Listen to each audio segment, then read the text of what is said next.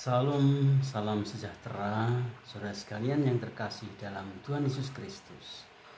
Kita berjumpa kembali dalam kesempatan ini di bawah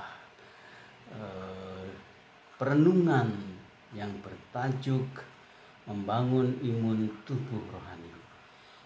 Berdasarkan apa yang diajarkan Rasul Paulus dalam kitab Efesus pasal yang ke-6. Nah, saudara sekalian, kita sudah mencoba merenungkan 6 dari 7 perlengkapan senjata rohani yang dinasihatkan Rasul Paulus, diajarkan Rasul Paulus, dan kita hari ini sampai kepada perlengkapan senjata rohani yang ke-7 yang terakhir. Nah, saudara sekalian yang dikasihi Tuhan Yesus Kristus, kalau kita mencoba mencermati senjata rohani yang diajarkan Rasul Paulus, perlengkapan senjata rohani 1 sampai ke 6, nampaknya itu sangat mengesankan, itu bersifat pertahanan diri.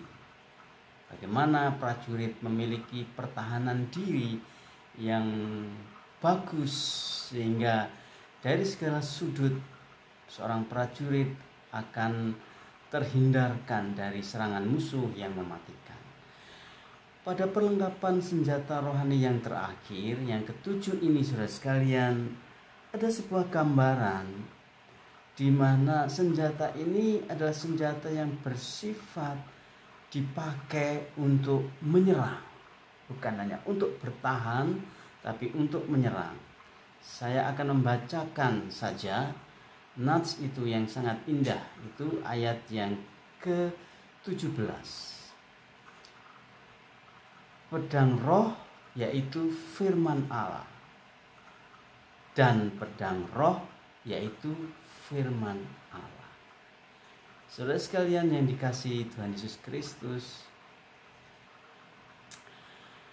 Rasul Paulus memberikan gambaran yang sangat penting maknanya mengenai firman Allah itu. Firman Allah digambarkan sebagai pedang roh. Tentu kita paham maksudnya, ini fungsi dari pedang itu sendiri.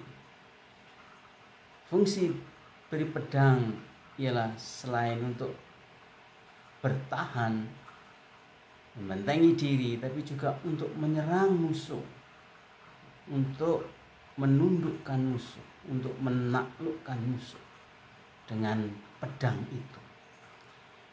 Saudara sekalian yang dikasihi Tuhan Yesus Kristus, dan pedang ini adalah pedang roh, yakni sebuah senjata rohaniah yang sangat tajam, yang sangat penting untuk bisa melumpuhkan lawan. Saudara sekalian, pedang roh itu ketajamannya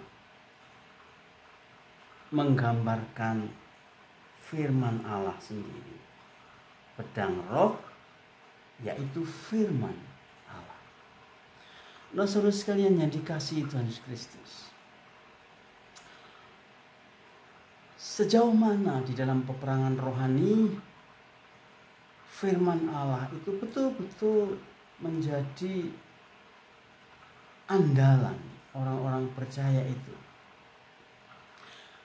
Kita memahami bahwa salah satu fungsi gereja adalah pengelolaan firman, sehingga boleh dikatakan bahwa pengelolaan firman itu menjadi bagian sangat vital di dalam pengelolaan gereja. Alkitab juga mengajarkan begitu banyak gambaran mengenai firman ini. Dalam Perjanjian Lama kita bisa menemukan itu. Firman Allah digambarkan seperti roti bagi makanan batiniah kita, seperti air yang menyejukkan dahaga kita. Nah, saudara sekalian yang dikasihi Tuhan Yesus Kristus, Rasul Paulus sangat menekankan firman Allah. Kita melihat bahwa sejak pertemuan Rasul Paulus dengan Tuhan Yesus di Damsyik dan proses yang terjadi setelah itu, saudara sekalian, memang terjadi sebuah cara pandang yang baru di dalam pikiran Rasul Paulus untuk memahami perjanjian lama. Rasul Paulus tidak lagi melihat tulisan-tulisan perjanjian lama bersifat syariat-syariat dan legalitas, tapi dia mulai melihat makna Kristus di dalam perjanjian lama itu. Dan bagaimana Rasul Paulus membangun makna-makna kekristusan dari perjanjian lama. Kalau kita membaca kitab Roma misalnya, di situ kita akan menemukan begitu mendalam pengertian-pengertian Rasul Paulus dalam perspektif yang baru terhadap perjanjian lama dari sudut pandang anugerah keselamatan di dalam Tuhan Yesus Kristus. Saudara sekalian yang dikasihi Tuhan Yesus Kristus, saya teringat pada waktu Tuhan Yesus dicobai di padang gurun setelah berpuasa 40 hari lamanya. 3 kali Tuhan Yesus dicobai oleh iblis dengan berbagai sisi godaan. Dan kita melihat itu konsistensi Tuhan Yesus. Tuhan Yesus selalu melawan godaan iblis dengan firman tulis, dengan firman Tuhan, dan mengatakan senantiasa setiap godaan iblis itu dilawan dengan kalimat ada tertulis. Nah, saudara sekalian yang dikasihi Tuhan Yesus Kristus, betapa pentingnya firman Allah bagi orang percaya saat ini. Di tengah-tengah persaingan ide, gagasan, nilai, bahkan di tengah-tengah kesimpang siuran dan di tengah-tengah kontradiksi dan juga di tengah-tengah kemiripan dan keserupaan nilai, saudara sekalian, maka orang-orang percaya tidak ada cara lain selain dia harus betul-betul memahami firman Allah. Memahami firman Allah harus betul-betul diusahakan secara maksimal dalam kehidupan orang percaya. Firman Allah tidak bisa digantikan teologi, karena teologi itu adalah tafsir terhadap firman Allah. Firman Allah tidak bisa digantikan dengan pengalaman-pengalaman rohani, karena pengalaman rohani harus diuji oleh firman Allah. Firman Allah juga tidak bisa digantikan dengan kebiasaan-kebiasaan upacara gerejawi, karena upacara-upacara gerejawi harus dijelaskan oleh firman Allah. Firman Allah seperti roti. Sudah bisa bayangkan kalau rohani kita tidak makan roti rohani itu, pasti kita akan mengalami kemerosotan rohani. Sehingga saya bisa katakan dari semua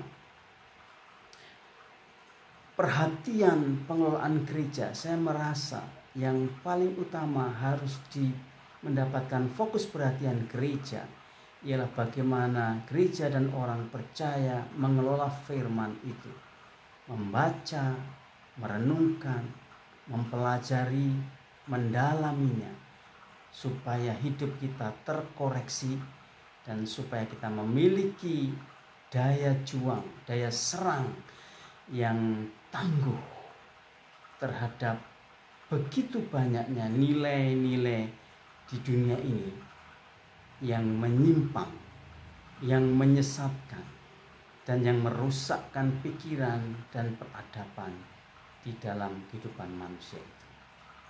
Kiranya Tuhan Yesus memberkati, dan biarlah firman Tuhan senantiasa kita rindukan, seperti pemazmur mengatakan, seperti rusa di padang gurun yang kering yang membutuhkan firman Tuhan itu.